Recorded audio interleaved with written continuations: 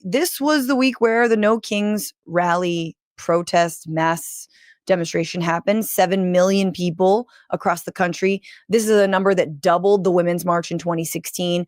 I don't think it rose to the level of the BLM uprising over the course of that whole, spring. But still a massive rally. Close second, yeah. And it was incredibly powerful and very, very important. And I think, just to give us a sense of how powerful it was, you've got a lot of right-wingers freaking out about it and assuming that they must be paid, that these 7 million people who took to the streets with all different kinds of signs. There were new signs. I think that's what Trump said. I think they had new signs that Soros paid for. You're up on all the latest Soros signs or something? Yeah, exactly. In the catalog? Okay. Yeah. And so here was Joni Ernst, Senator Ernst, and a representative, I'm not remembering her name, but it doesn't matter. This is who they think were at the march and why they were there. Yes, thank you, Harris. I think it is extremely important that we look at who is funding these protests. We have to get to the bottom of this. It is a much larger organization. It could be the usual suspect, of course, George Soros. Do you really believe that the approximately 7 million attendees who participated this weekend, according to the organizers, hate the United States of America? Well, look at what they're standing for. They're standing for communism. They're standing for anti-Semitism. Just take a look at the rallies. They're standing for anti-Semitism. Look at the rallies say no kings. Yeah. No kings. Have you seen the signs? Like a lot of them are kind of like the cringy. Yeah.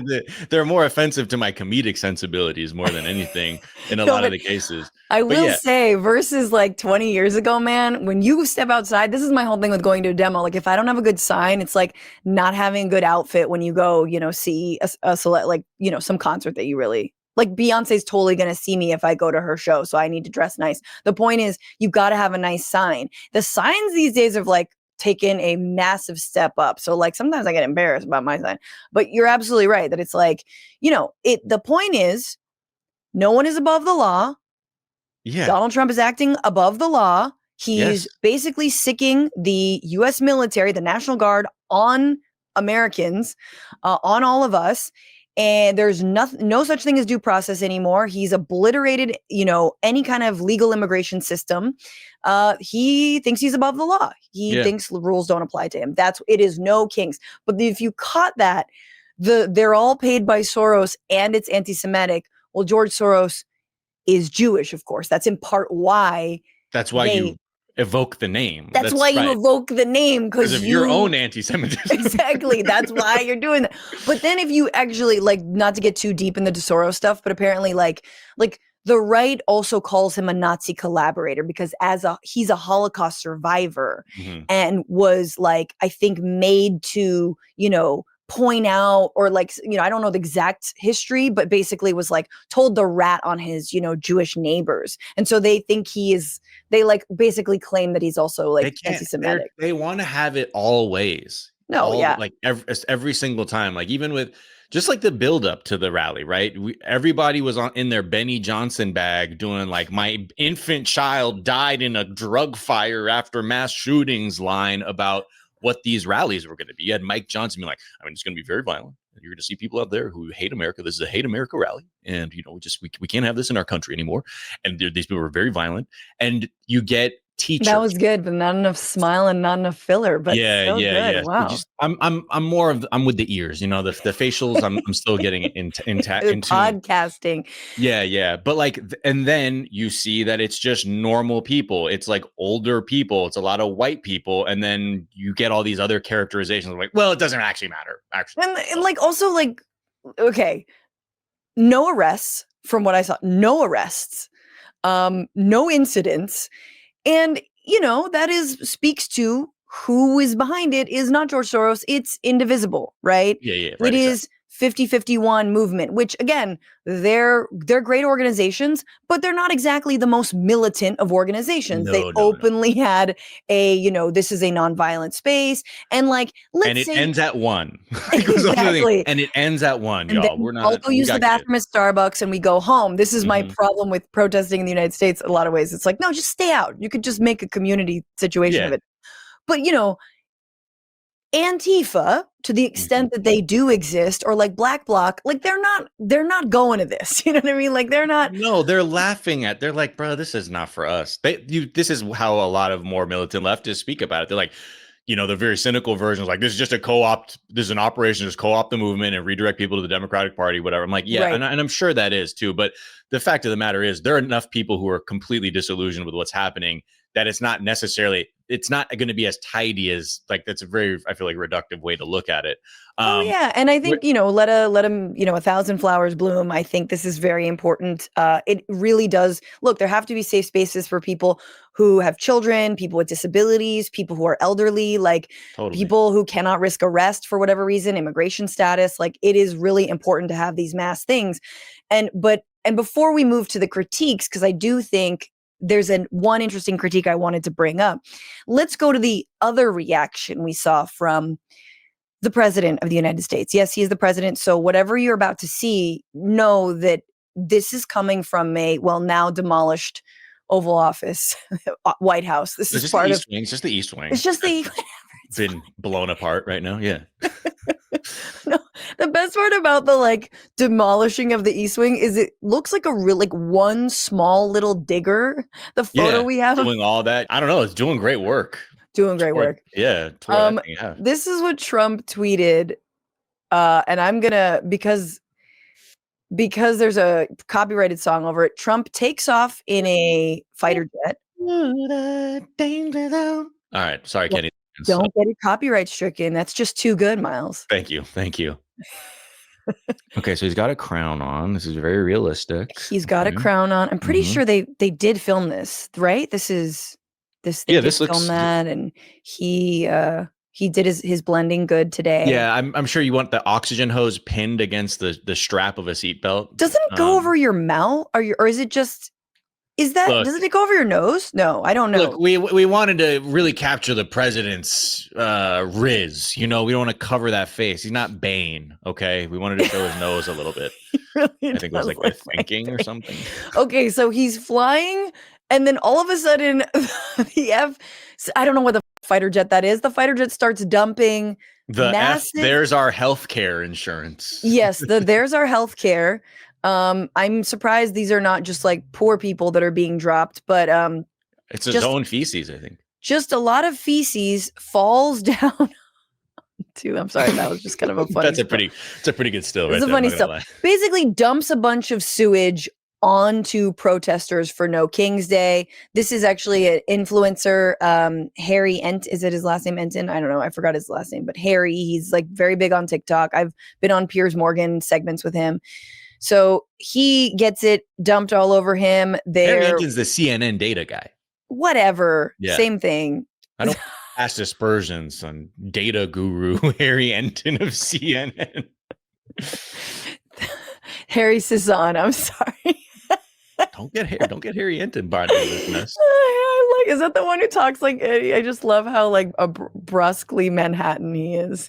Yeah, and also talks way older than his age. I'm like, you're 37? Yeah. You talk like you're 57. Again. Anyway, this is what my man being the president of the United States is tweeting.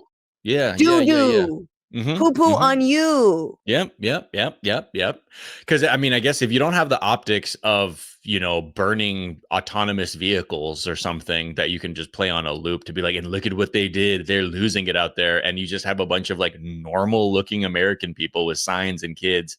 It's not well, f them. I'm shitting on this thing, literally. Yeah. And that's sort of been the tack that they've approached this with. Even for me, and I've been studying the slopaganda. I've been looking at it. Even for me, I'm oh, okay. Doesn't this seem embarrassing to you at some point to drop doo-doo on people and a mass group of people? Well, I think this is the thing, like just about AI in generally, right? Like it allows people who don't have a creative bone in their body to create tangible media. I wouldn't even call it art. They will create Turn their shitty create jokes, content. literally Yeah. shitty jokes. And they don't need to have any awareness of how any of this works. They go like, yeah, I'm just like shit on them and like in a fighter jet. Actually, I'm going to type that into the thing. And that's what it is. And again, I think that's why they're so into it. Like if you were to, if this person had to draw it, right? Like if this person had to pen to paper, draw Trump in a fighter jet poo-pooing on protesters, it would look exactly like, the drawings of a 13-year-old boy. Yeah. Absolutely. I mean, I think I'm in a way, I'm heartened by the amount of energy that they're expending trying to characterize this as one thing or another, because it's like, to your point, it is freaking them out. And I think for different reasons. But I think the one thing about insisting that everyone's a paid actor is, again, to really get their base on board with the idea that there's actually nothing wrong in the country right now. Yes. And there's no reason for anyone to enter physical space to protest the trampling of their rights, the disappearing of American people, the disappearing of children, whatever, the myriad of ills that we're facing. That is actually all an illusion. And the people that are out there are being paid to do that because everything's actually going great. And that's it. Yes, and we can dump. And speaking of not Harry Enton, Harry Sisson tweeted, "Can a reporter please ask Trump why he posted an AI video of himself dropping poop on me from a fighter jet? That'd be great, thanks." And JD Vance, quote tweeting, "I'll ask him for you, Harry." JD, got him. He's sick, man. I love that guy, dude. Roasted. He can talk to the president. He probably asked him too. And then he was like, who? Huh? Who are you? Get away. It's like, it's your vice president, sir. The trolls, the trolling from the seat. Like, it's the same thing I feel about, like, if I ever had like money, like if I ever had power, I would fucking hope I'd have the decency to not do something so beneath the, like, again, yeah, sure. This is me who's been protesting this country for 25 years. Being like, this feels a little bit beneath the office. Yeah, it does. It fucking does. You know what I mean? I'm more patriotic than I've ever been. Like, maybe the vice president shouldn't like troll people on X or whatever. Right. Anyway. It goes to show that the people who are pursuing the power should be nowhere near it. Because totally. The people who understand realize this is not a job you want to try and keep up a country on the rails, to try and please a certain group of people, to try and better people's life. That's a whole other thing.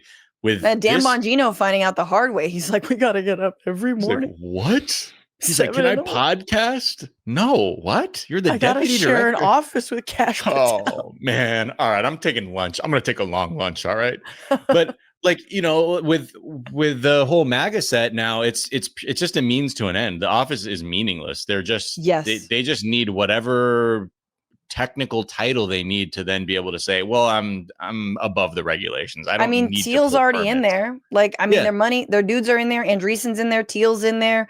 All their homies are in there, starting their, Lord of the Rings inspired companies, getting government contracts.